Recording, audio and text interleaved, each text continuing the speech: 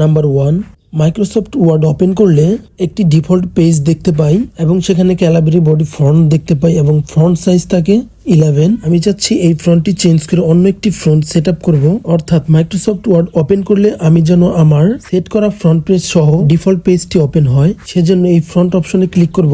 ওকে, এবার এখান থেকে আপনার ইচ্ছা মতো ফ্রন্ট সিলেক্ট করে নেবেন।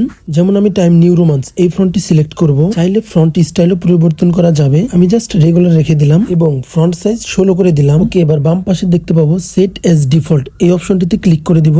এবার দুটি অপশন দেখতে পাবো, দ্য অনলি ডকুমেন্ট এবং নিচেরটি অল ডকুমেন্ট, অর্থাৎ প্রথমটি হচ্ছে মাত্র এই পেজটি সেট আপ হবে, আর যদি নিচেরটি সিলেক্ট করি তাহলে সব সময় ডিফল্ট পেজ যেটি সেট করা হয়েছে সবসময় সেটি আসবে। আমি নিচেরটি সিলেক্ট করে ওকেতে ক্লিক করলাম। এবার এই ডকুমেন্টটি ক্লোজ করব, সেজন্য কেটে জাস্ট সেভ এ ক্লিক করে দিব, তাহলে পেজটি ডিফল্ট ভাবে আসবে। চলুন এবার নিউ একটি ডকুমেন্ট ওপেন করে দেখি ডিফল্ট পেজটি সঠিক হলো কিনা। এই যে দেখতে পাচ্ছি টাইম নিউ রোমান্স, এই ফ্রন্টটি সিলেক্ট করেছিলাম, 16 দিয়েছিলাম, ফ্রন্ট সাইজ ঠিক একইভাবে এসেছে। এভাবে আপনারা চাইলে ডিফল্ট পেজ সেট আপ করে নিতে পারেন নিজেদের ইচ্ছে অনুযায়ী। নাম্বার 2, এখানে কিছু সেন্টেন্স লেখা রয়েছে, একটি সেন্টেন্স সিলেক্ট করে আন্ডারলাইনে ক্লিক করব। দেখতে পাবো সম্পূর্ণ সেন্টেন্সটিতে আন্ডারলাইন হয়েছে। আমি চাচ্ছি প্রত্যেকটা সেন্টেন্সে আলাদা আলাদা আন্ডারলাইন, এজন্য সর্বপ্রথম সেন্টেন্সটি সিলেক্ট করব।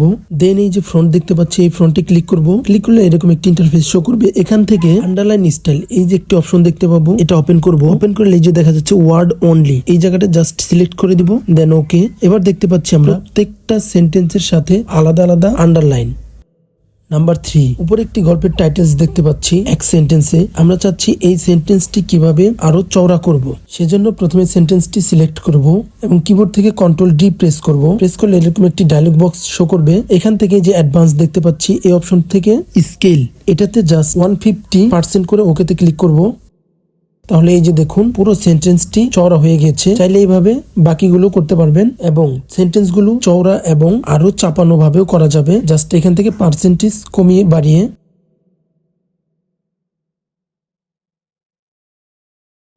নাম্বার 4, একটি প্যারা অথবা একটি বড় বাক্য কিভাবে শর্টকাটের মাধ্যমে সহজে ইনপুট করব। ফাইলে ক্লিক করব, নিচের দিকে একটি অপশন দেখতে পাবো, এটিতে ক্লিক করব। ক্লিক করলে এরকম একটি ডায়লগ বক্স শো করবে। এবার বাম পাশে দেখতে পাবো প্রুফিং নামে একটি অপশন রয়েছে, এই অপশনটিতে ক্লিক করব। অটো কারেক্ট অপশন, এখানে ক্লিক করব।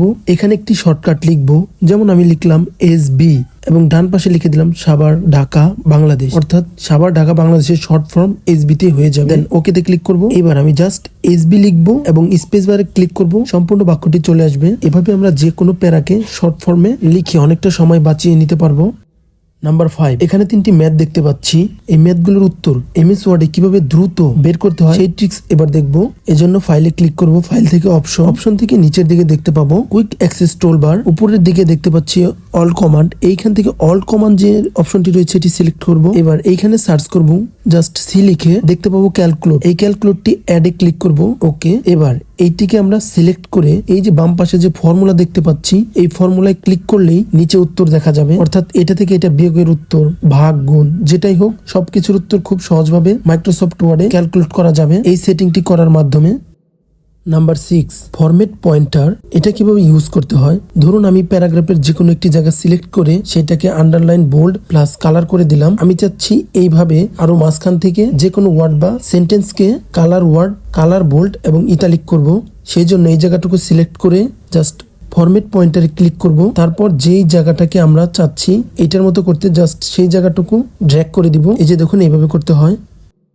নাম্বার 7, মাইক্রোসফট ওয়ার্ডে অনেক লেখার ক্ষেত্রে আমাদের একসাথে অনেকগুলো প্যারাগ্রাফ সিলেক্ট করতে হয়, সিলেক্ট করে কপি করতে হয়। তো একসাথে অনেকগুলো প্যারাগ্রাফ সিলেক্ট করে কপি করা সম্ভব নয়, এই জন্য একটি প্যারাগ্রাফ সিলেক্ট করে কুইক পার্ট এই অপশনটিতে ক্লিক করে সেভ টু এই জায়গাটা ওপেন করব। এখান থেকে এই জায়গায় জাস্ট পেস্ট করে দিব এবং একটি নাম দিয়ে ফাইলটি ওকে করব এবং নিচেরটিও ঠিক একইভাবে সিলেক্ট করে ওইখানেই পেস্ট করব। এবার এই মাইক্রোসফট ওয়ার্ডের এই পেজটিতে এবার সিলেক্ট করা অপশনগুলো আপনি চাইলেই ইনপুট করতে পারবেন সহজেই কপি ছাড়াই। এখান থেকে জাস্ট কুইক পার্টে যাওয়ার পর যে অংশটুকু প্রয়োজন সেটি জাস্ট এখানে ইনপুট করে দিবেন।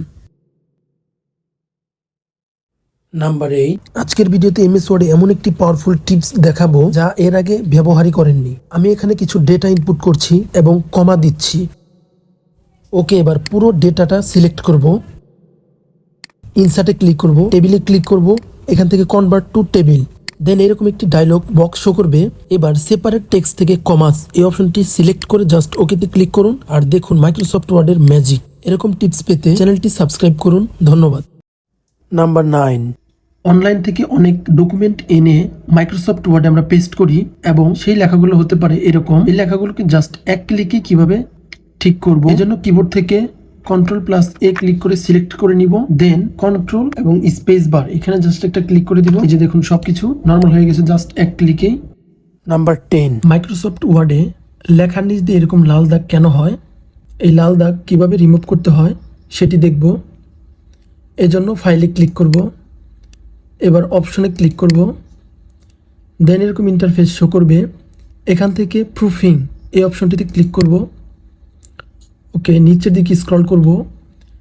এক্সেপশন ফর এখানে দুটি অপশন দেখতে পাচ্ছি, hide spelling error in this document only, hide grammar error in this document only.